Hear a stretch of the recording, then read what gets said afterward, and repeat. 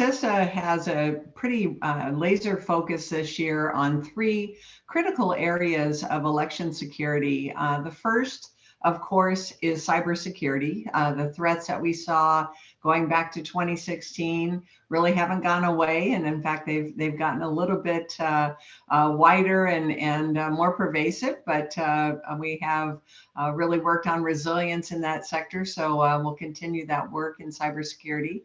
The second area is physical security threats, and these are both threats to polling places and election offices, as well as the physical security of our election officials and voters and the like.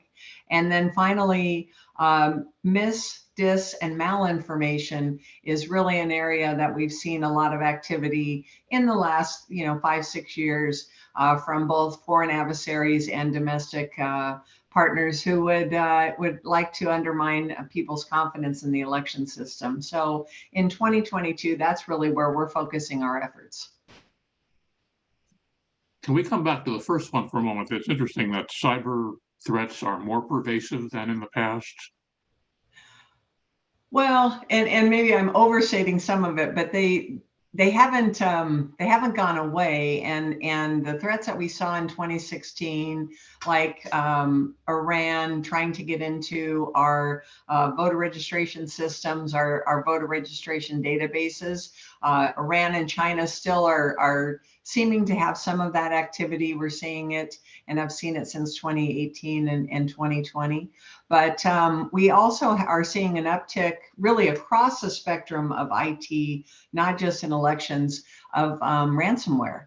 And that seems to be a threat that was here before, but I think we're seeing much more activity in the ransomware arena, and it's hitting county governments, local governments, and certainly has a potential for election offices. So it's always evolving, always changing, and we just try to prepare our election officials in ways that they can try to prevent it and detect it if it happens, and then if it does, having a response plan and a plan to recover.